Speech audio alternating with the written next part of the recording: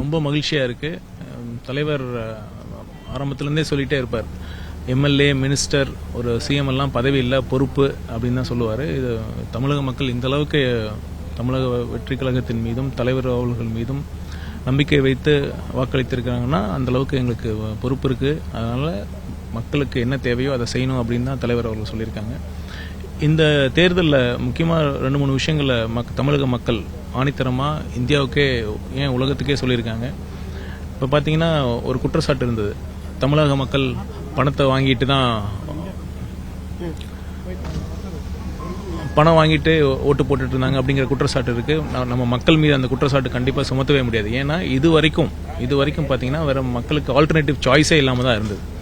2 கட்சியுமே பணம் கொடுத்தாங்க, ஏதோ ஒரு கட்சிக்கு தான் ஓட்டு போட்டாக வேண்டிய சூழ்நிலை இருந்ததுனால அது மாதிரி நடந்தது. ஆனால் முதல் முறையாக பார்த்தீங்கன்னா 50 வருடங்களுக்கு பின்னால் ஒரு முதல் முறையாக ஒரு உண்மையான ஒரு சரியான அரசியலை சரியாக செய்யக்கூடிய ஒரு ஆல்டர்னேட்டிவ், ஒரு மாற்றம் தரக்கூடிய, நம்பிக்கை தரக்கூடிய ஒரு அரசியல் இயக்கம் ஆரம்பித்தப்ப கண்டிப்பாக மக்கள் அவங்களோட தெளிவான சிந்தனையை, அவங்களோட அரசியல் புரிதலை இந்த தேர்தலில் வெளிப்படுத்தியிருக்காங்க.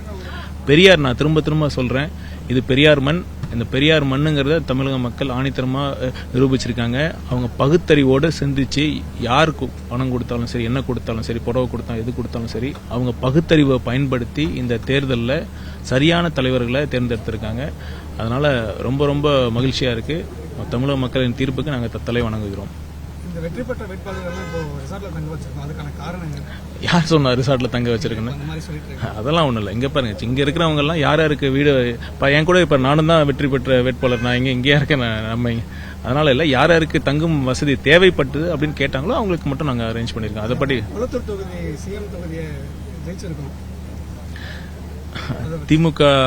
கடந்த திமுக ஆட்சி பத்தி மேலும் நாங்க சொல்ல வேண்டிய அவசியம் இல்லை. மக்கள் தீர்ப்பு எழுதிட்டாங்க. அது ஒரே ஒரு விஷயம் மட்டும்தான், அந்த முதல்வரே தோற்கடிக்கப்பட்டார், அதுவும் ஒரு குறிப்பிட்ட சதவீத வாக்குகள் வித்தியாசத்தில் தோற்கடிக்கப்பட்டார்னா மக்கள் எந்த அளவுக்கு திமுக ஆட்சியின் மீது, அந்த தலைமை மீதும் கோபத்தில் இருக்காங்கன்னு அதை காட்டுது. அப்போ அது மட்டும் இல்லை, இன்னொன்னும் திமுக தலைவர் அவர்கள் எந்த அளவிற்கு கள நிலவரத்தை தெரிஞ்சு வச்சிருக்காரு, அதையும் தான் அது காட்டியிருக்கு. எதிர்கட்சியாகவே திமுக தான் உட்கார்றாங்க, அதை பற்றி ஒரு நல்ல எதிர்க்கட்சி கண்டிப்பாக ஒரு ஜனநாயகத்துக்கு அவசியம். நாங்கள் ஒரு நல்ல ஆளுங்கட்சியாக இருப்போம். திமுக ஒரு நல்ல எதிர்க்கட்சியாக இருக்கட்டும், வரவேற்கிறோம். எதிர்க்கட்சி தலைவராக உதவி செயல்படுவார் நினைக்கிறீங்களா? அது கரெக்டாக இருக்குமா? இல்லை, பொறுத்திருந்து பார்க்கலாம்.